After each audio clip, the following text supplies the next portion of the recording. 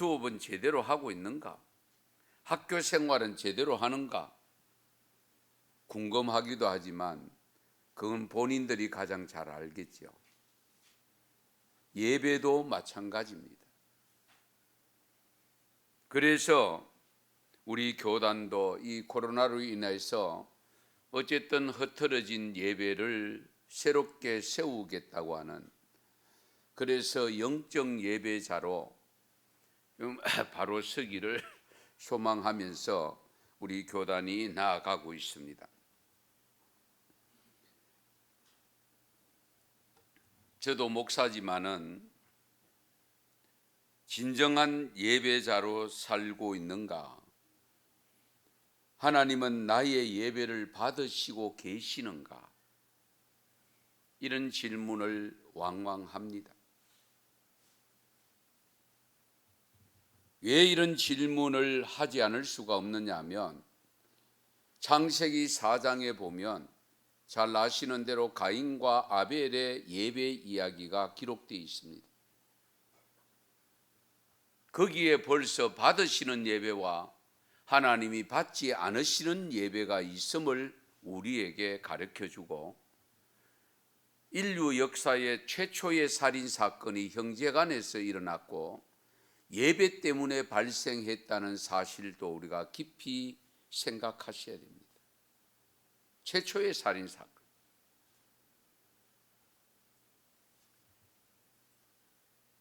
그래서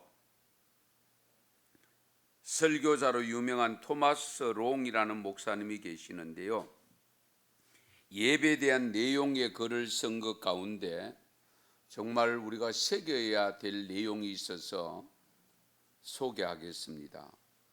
글이 이런 내용입니다.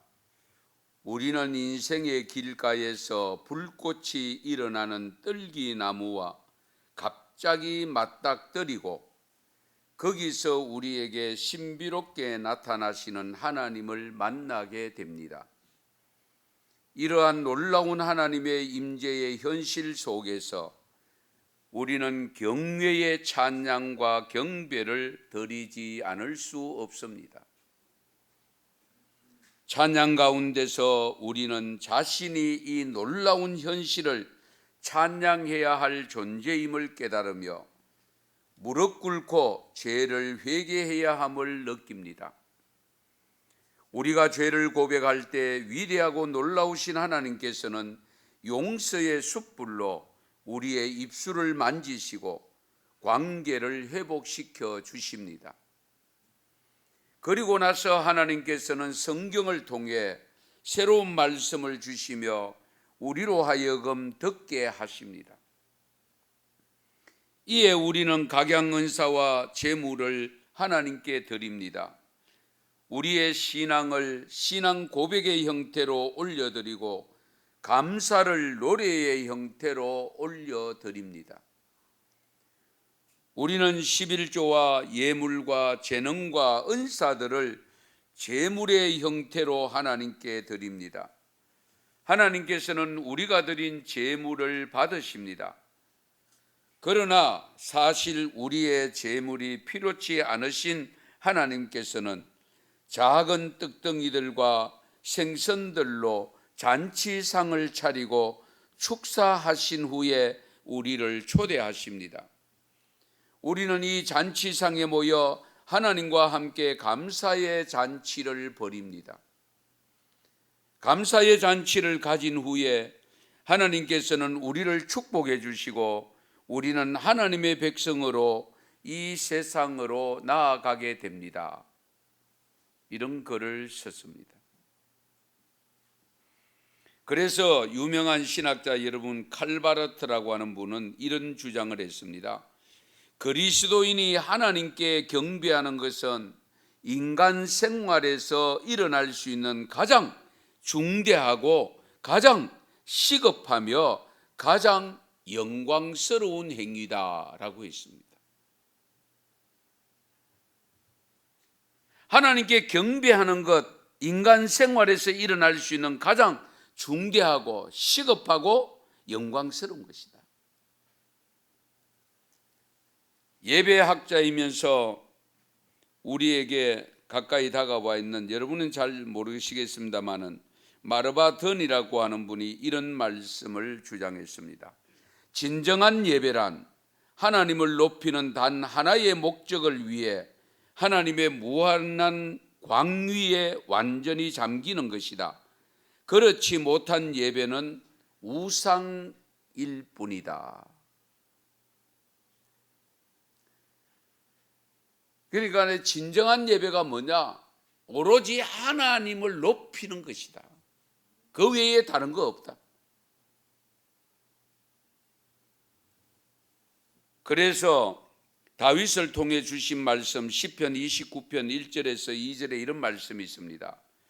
너희 권능 있는 자들아 영광과 능력을 여호와께 돌리고 돌릴지어다. 여호와께 그의 이름에 합당한 영광을 돌리며 거룩한 옷을 입고 여호와께 예배할지어다. 할렐루야. 여기 보면은 그의 이름에 합당한 영광입니다. 우리가 선물을 하나 하더라도 선물 받는 분이 누구냐에 따라서 선물의 종류가 달라지고 양이 달라지잖아요. 그렇다면 우리가 예배를 드리는 대상이 누구냐에 따라서 거기에 걸맞는 예배를 드려야 된다는 겁니다. 그러면 우리가 드리는 우리의 예배를 받으시는 분이 하나님이시잖아요. 전능하신 하나님, 무소부재하신 하나님, 영원하신 하나님, 우리의 생사 화복을 주관하신 하나님, 독생자까지 보내셔서 우리를 구원시켜 주신 하나님이신데 그 하나님 앞에 예배를 드릴 때에 어떻게 드려야 될까요? 저는 늘 생각합니다. 우리가 하나님 앞에 경배한다고 하면서도 진정 예수 안 믿는 분들이 조상들에게 올리는 제사만도 못해서 되겠느냐? 잘 생각해 보세요.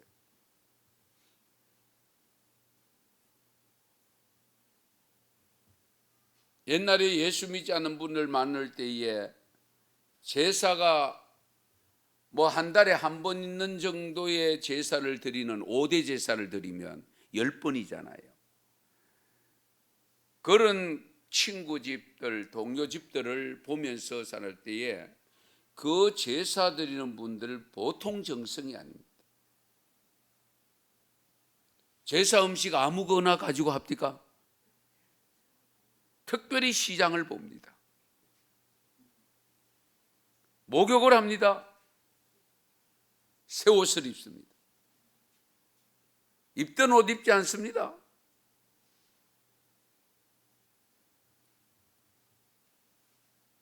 오늘 분명히 조금 전에 읽었던 시편 29편 2절에 보면 여호와께 그의 이름에 합당한 영광을 돌리며, 합당한 영광입니다. 거룩한 옷을 입고 여호와께 예배할지어다. 할렐루야. 여기 거룩한 옷이 따로 있는가? 그래서 옛날 구약시대에는 제사장들이 제사장 옷이 따로 있어서 목사님들이 가운을 입고 했습니다마는 요즘 또 가운을 안 입는 분이 더 많은 것 같아요. 저도 안 입습니다마는. 우리 찬양대 가운 입었다고 내가 거룩한 사람이 됩니까? 다만 마음가짐은 달라질 수 있습니다. 그렇잖아요. 그러나 성경에서 말하는 옷은, 겉옷은 행위를 의미할 때가 많습니다. 행위. 그러니까 거룩한 옷을 입고 여호와께 예배할지어다. 뭐냐? 거룩한 행동, 거룩한 삶을 살면서 여호와께 드리라는 겁니다.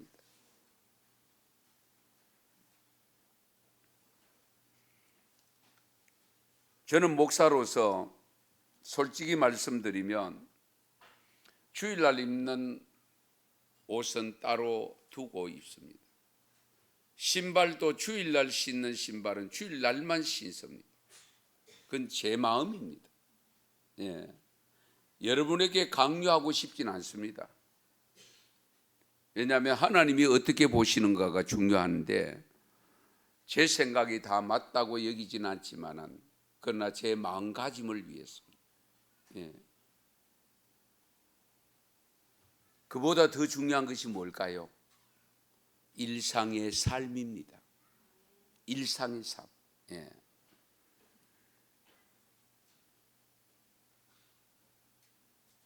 여러분, 누가복음 17장 11절 이하에 10명의 나 환자가 예수님으로부터 고침받는 사건이 기록되어 있는데요. 종교개혁자인 마르틴 루터가 이 본문을 가지고 설교한 내용이 남아 있습니다. 그런데 10명이 고침받고 예수님께 감사하러 온 사람은 한 명입니다. 그것도 사마리아 사람입니다. 이방인입니다. 그런데 그 한 명이 예수님 앞에 와서 발날에 엎드리고 감사하고 하나님께 영광 돌렸다라고 기록합니다. 여기 발날에 엎드렸다고 하는 단어가 원어적으로 보면 프로스퀴네오라는 헬라어를 쓰고 있는데 예배하다는 뜻입니다. 예배하다는 뜻입니다. 그냥 단순히 엎드린 것이 아니고 진정 섬기는 마음으로 엎드렸다는 겁니다. 하는 수 없어서 인사하니 구거리고 싶지도 않는데 구거리는 것이 아니고 온전히 예배자로서의 모습으로 엎드렸다는 겁니다.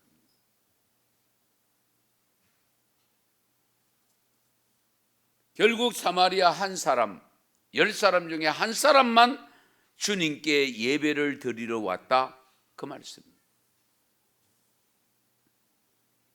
문제는 우리가 예배에 대한 정의를 다 알고 나름대로 예배를 드린다 하더라도 하나님이 받으시는 예배인가?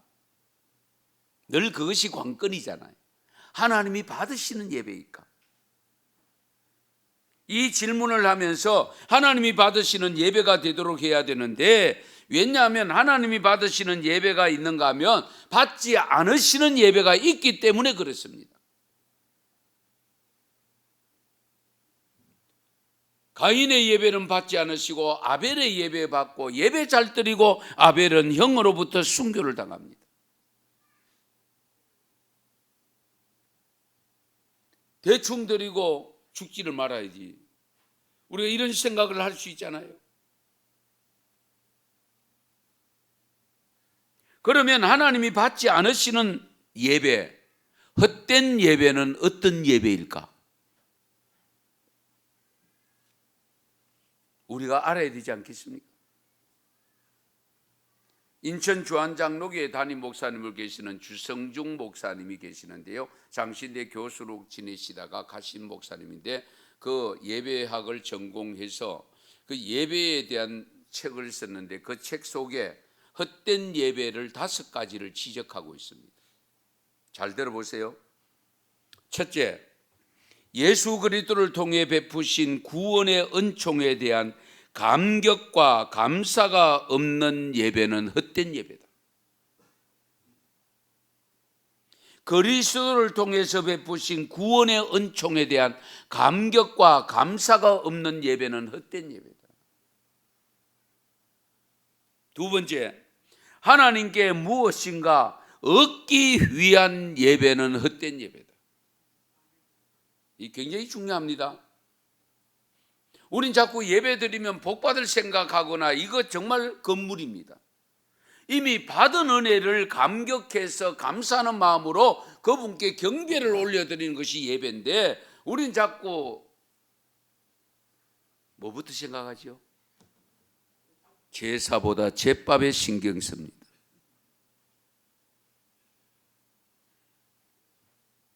그래서 존 메가드 목사는 이 점을 이렇게 주장합니다. 예배는 본질적으로 드리는 것이다. 그리스도인으로서 주일에 함께 모이는 이유이다. 우리는 하나님께 영광을 돌리려고 모이는 것이다. 따라서 당신이 무엇인가를 얻기 위해서 예컨대 축복받기 위해 교회에 나가 예배를 드린다면 그것은 동기부터가 잘못된 것이다. 우리가 주님께 예배를 드리려고 모였다면 우리의 초점은 하나님께로부터 무엇을 받는 것이 아니라 하나님께 드리는 것에 맞추어져야 한다. 예배는 하나님께 자신을 드리려는 타는 열망이며 그것은 우리 자신과 마음의 태도와 우리의 소유를 드리는 것까지 포함한다. 예배를 드림으로 받을 수 있는 열매가 분명히 있습니다. 항상 말씀드리지만은 그 열매를 위한 것이 되면 안 됩니다. 네. 우리가 예배를 드리면 하나님이 그 예배 받으시고 자연적으로 주신 것이 열매입니다. 그런데 그걸 받기 위해서 드리는 것은 동기부여가 잘못됐잖아요. 그렇지 않습니까? 이미 받은 은혜가 너무 커서 마음의 감격을 가지고 감동하는 마음으로 드리는 그 예배가 진정한 예배라는 거예요. 그 다음에 헛된 예배 세 번째가 어떤 예배냐? 잘못된 동기로 드리는 예배입니다. 말라기 선지자를 통해 주신 말씀 가운데 잘못된 동기로 드리는 헛된 예배를 지적하고 있는 것이 말라기 1장에 쭉 기록이 되는데 특히 6절 7절을 보시면 우리 함께 같이 읽겠습니다. 내 이름을 멸시하는 제사장들아 나 만군의 여호와가 너희에게 이르기를 아들은 그 아버지를 종은 그 주인을 공경하나니 내가 아버지일진데 나를 공경함이 어디 있느냐 내가 주인일진데 나를 두려워함이 어디 있느냐 하나 너희는 이르기를 우리가 어떻게 주의 이름을 멸시하였나이까 하는도다. 너희가 더러운 떡을 나의 제단에 드리고도 말하기를 우리가 어떻게 주를 더럽게 하였나이까 하는도다. 이는 너희가 여호와의 식탁은 경멸히 여길 것이라 말하기 때문이라. 아멘. 바로 앞의 내용에 여호와께 합당한 예배를 드리라고 했잖아요. 그것과 연결이 됩니다. 제물 드렸어요. 그런데 하나님은 그 제물 받으실 것이 아니라는 거예요.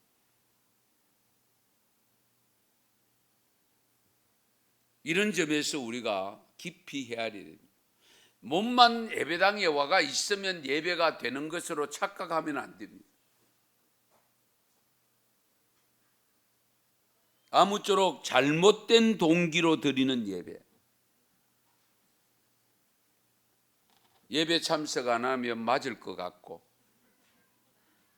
복 못 받을 것 같고 가보기나 가보자. 또 결석하면 목사님이 전화 올라. 그런 동기부여가 잘못되면 안 됩니다. 하나님이 나를 사랑하시고 하나님이 내가 오기 위해서 하나님을 찬양하고 영광 돌리기를 기뻐하시는 그 하나님 앞에 내가 가야 되겠다.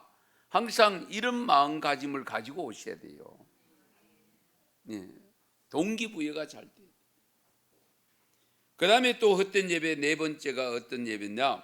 두 마음으로 드리는 예배가 헛된 예배입니다. 두 마음으로 드립니다. 형식적인 예배, 마음은 다른 데가 있고 몸만 와 있는 예배, 잘 생각하셔야 됩니다. 이사야 29장 13절에 이런 말씀이 있습니다.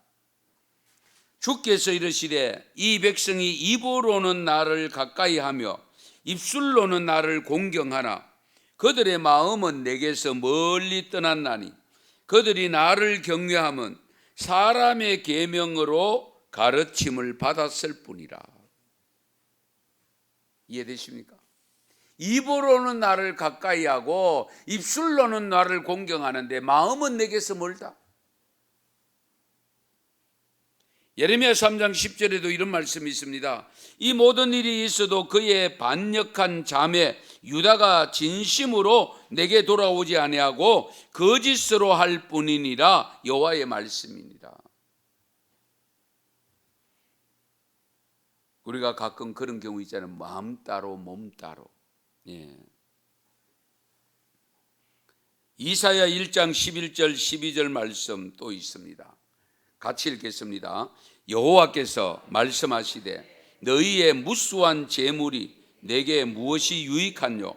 나는 순양의 번제와 살찐 짐승의 기름에 배불렀고 나는 수송아지나 어린 양이나 순염소의 피를 기뻐하지 아니하노라. 너희가 내 앞에 보이러 오니 이것을 누가 너희에게 요구하였느냐? 내 마당만 밟을 뿐이니라. 아멘. 정말 중요한 말씀입니다. 내 마당만 밟을 뿐이다.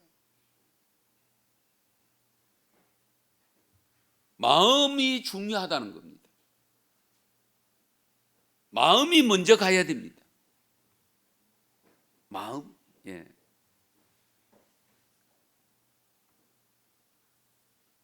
그 다음에 마지막 헛된 예배 다섯 번째가 뭐냐면 회개함이 없이 다친 마음으로 드리는 예배는 헛된 예배다라고 했습니다. 다윗의 훌륭한 모습은 우리가 본받아야 되는데요. 시편 139편 23절 24절에 보면 다윗의 고백입니다. 하나님이여 나를 살피사 내 마음을 아시며 나를 시험하사 내 뜻을 아옵소서. 내게 무슨 악한 행위가 있나 보시고 나를 영원한 길로 인도하소서. 자신이 잊어버리고 있는 것까지도 알게 하셔서 잘못된 것 있으면 회개할 수 있도록 해주세요. 그런 고백입니다. 그래서 예수님도 중요한 말씀을 하신 적이 있죠. 마태복음 5장 23절 24절에 보면 너희가 예물을 제단에 드리다가 거기서 내 형제에게 원망 들을 만한 일이 생각나거들랑 어떻게 하라고 했습니까? 예물을 제단 앞에 두고 먼저 가서 형제와 화목하고 그 후에 와서 예배를 드리라. 그리고 와서 예물을 드리라. 헌금만 갖다 바치는 것이 우선이 아닙니다.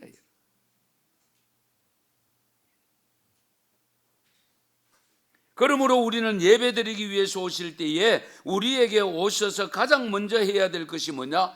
회개의 기도라고 제가 누누이 강조하잖아요. 여러분들이 좀 5분 전, 10분 전, 20분 전에 오셔서 먼저 해야 될 일이 뭐냐? 한 주간 살아온 삶에서 회개할 것이 없는가를 먼저 생각하고 기억나시는 대로 회개 기도를 먼저 하셔야 돼요. 그래도 부족한 부분이 있을까 하여 우리 낮 예배 때는 고백의 기도, 참회의 기도를 드린 이유가 거기에 있습니다.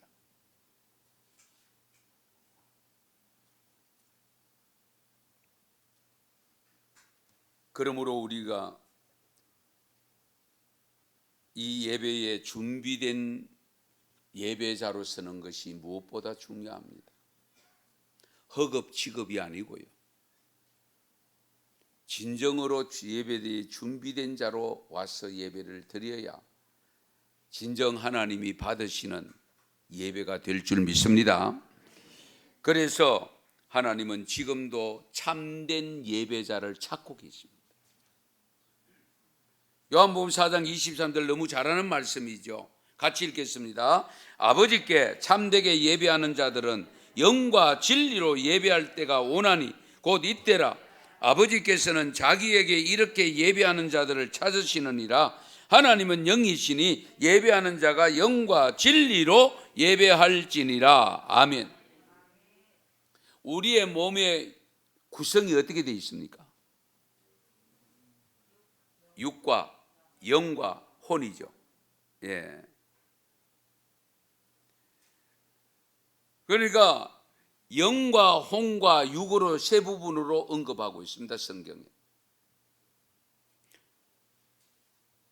그러면 먼저 우리가 육으로 예배를 드리는데 이 육으로 예배를 드리는 것은 많은 사회 형식을 갖춘 예배, 정해진 시간, 정해진 장소에, 정해진 순서에 따라 진행되는 예배에 참석하는 것,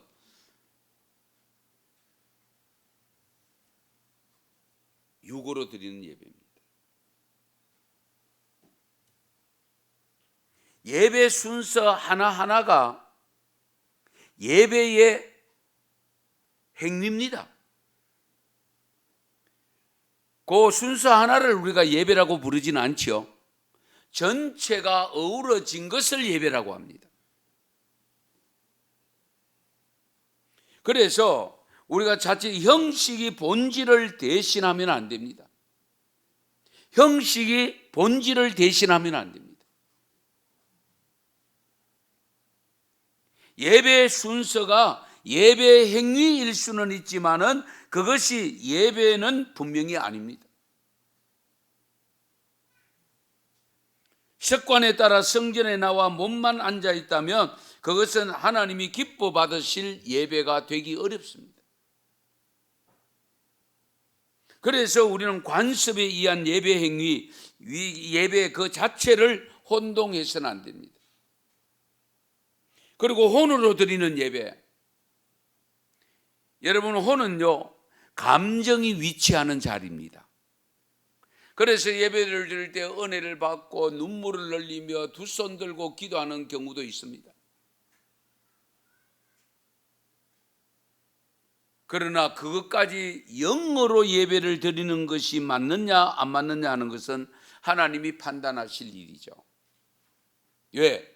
순간적 감동, 감정이 자리 잡아서 그런 일이 얼마든지 발생할 수 있기 때문에. 대중가요 가수들 앞에서도 거기 팬들이 눈물 흘린 분들이 있잖아요. 그렇잖아요. 그래서 우리가 눈물 흘리고 그런 것이 있으면 은혜 받았다라는 고백을 잘 합니다. 그것이 은혜일 수도 있으나 은혜가 아닌 단순한 감정에 젖어 있는 경우가 있을 수 있다는 거예요. 어떤 분의 간증에, 목사님의 간증인데요, 청년들 1,500명 되는 청년들을 지도했는데 1시간 2시간 동안 찬송 들고 막 손 들고 그렇게 기도하고 막 했대요. 그래서 폐회를 하고 청년들이 나가고 난 다음에 목사님도 뒤따라서 그 골목길을 중심가를 걸어가는데 쟤들이 우리 교회 청년 맞나 싶을 정도로 호프 집에 들어가더래요. 호프가 뭔지 아세요? 그 모습을 보고 목사님이 얼마나 실망감을 느꼈는지. 불과 1시간 30분 전에 두 손 들고 감동하며 눈물까지 흘리며 찬송 부르고 은혜 풍성한 모습으로 받은 것으로 생각하고 사회에 나가면은 예배자로 살아야 되는데 호프집에 들어가더래. 이런 경우가 우리에게도 얼마든지 있을 수 있습니다. 그러나 진정으로 드리는 예배가 영어로 드리는 예배를 말씀하고 있습니다. 로마서 12장 1절 오늘 본문 말씀입니다. 금년의 주제 말씀입니다. 그러므로 형제들아 내가 하나님의 모든 자비하심으로 너희를 권하노니, 같이 읽겠습니다. 그러므로 형제들아 내가 하나님의 모든 자비하심으로 너희를 권하노니 너희 몸을 하나님이 기뻐하시는 거룩한 산 제물로 드리라. 이는 너희가 드릴 영적 예배니라. 아멘. 영적 예배가 어떤 예배라고요? 거룩한 산 제물로 드리는 겁니다. 그 거룩한 산 제물을 누가 기뻐하세요? 하나님이 기뻐하신다고 했습니다. 자, 그러면 영적 예배가 거룩한 산제물로 드려지는 예배라면 우리가 의식을 통해서 드리는 이 예배가 삶과 연장이 되어져야 되고 축도를 마치고 나가는 그 삶 자체가 예배자의 삶으로 이어져야 된다, 그 말씀입니다. 이거 잘 기억하세요. 축도가 마치고 예배당 문을 열고 나가는 순간에 조금 전에 예를 들었던 청년들과 같으면 곤란하지요.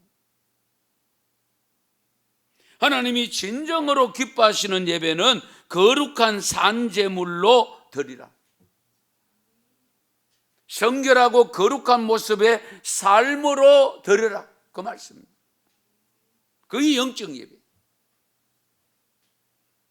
그렇게 영적 예배를 드릴 때에 우리 고린도전서 10장 31절 말씀에는 너희가 먹든지 마시든지 무엇을 하든지 다 하나님의 영광을 위하여 하라. 할렐루야.